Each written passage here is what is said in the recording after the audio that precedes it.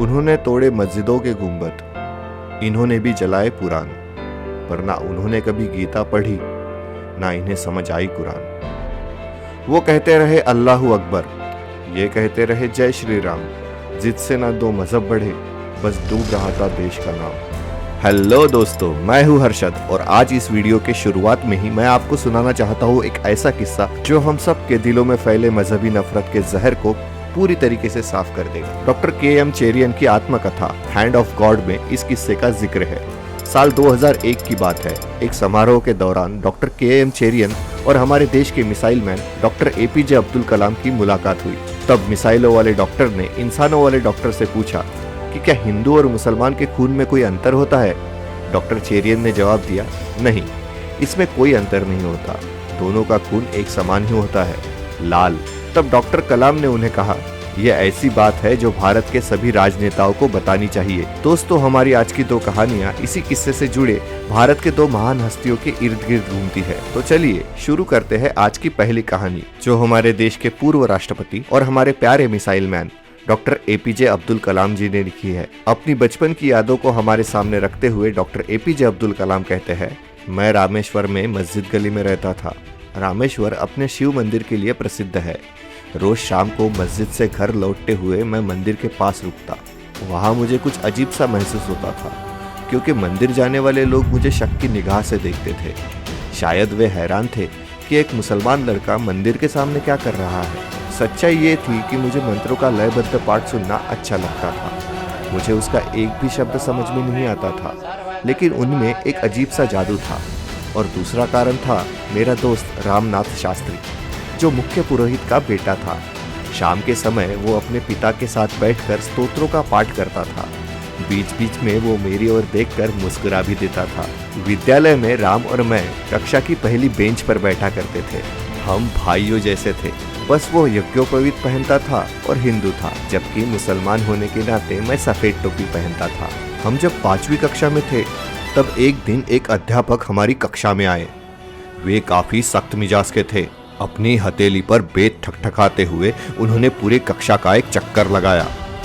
आखिर वे हमारे सामने आकर खड़े हो गए और चिल्लाकर बोले, ऐ सफेद टोपी वाले, तुम्हारी हिम्मत कैसी हुई पुरोहित के बेटे के पास बैठने की? चलो फौरन पिछली बेंच पर जाकर बैठो। मुझे बहुत बुरा लगा। रोती सूरत लिए मैं अपनी किताबें लेकर सबसे पिछली बेंच पर जा बैठा। छुट्टी के बाद राम और मैं दोनों ही चुपचाप खूब रोए। हमें लगा कि हम कभी दोस्त नहीं बन पाएंगे। उस दिन जब मैं घर लौटा, तब मेरी रोती सूरत देखकर पिताजी बोले, तुम रो रहे हो बेटा, क्या हुआ? मैंने पूरी बात उन्हें बताई। उधर राम ने भी अपने घर यही बात बताई होगी। अगली सुबह राम दौड़ते हुए हमारे घर आया और बोला, पिताजी ने तुम्हें फौरन घर बुलाया है। मैं बहुत डर गया था। मुझे लगा अब मुझे डांट पड़ेगी। राम के घर हमारे नए अध्यापक को देखकर मेरी तो जान ही निकल गई। राम के पिताजी ने सख्ती से अध्यापक जी से कहा, जो कुछ भी हुआ है उसके लिए तुम्हें कलाम से माफी मांगनी होगी। मुझे तो विश्वास ही नहीं हो रहा था कि मंदिर के मुख्य पुरोहित अध्यापक जी से मुझसे माफी मांगने के लिए कह रहे हैं। वे कह रहे थे, ईश्वर की दृष्टि में कोई बच्चा किसी से कम नहीं। अध्यापक होने के नाते आपका यह कर्तव्य है कि आप अपने छात्रों को उनकी अलग अलग पृष्ठभूमियों के बावजूद मिलजुल कर रहना सिखाएं। अब से आप इस विद्यालय में नहीं पढ़ाएंगे।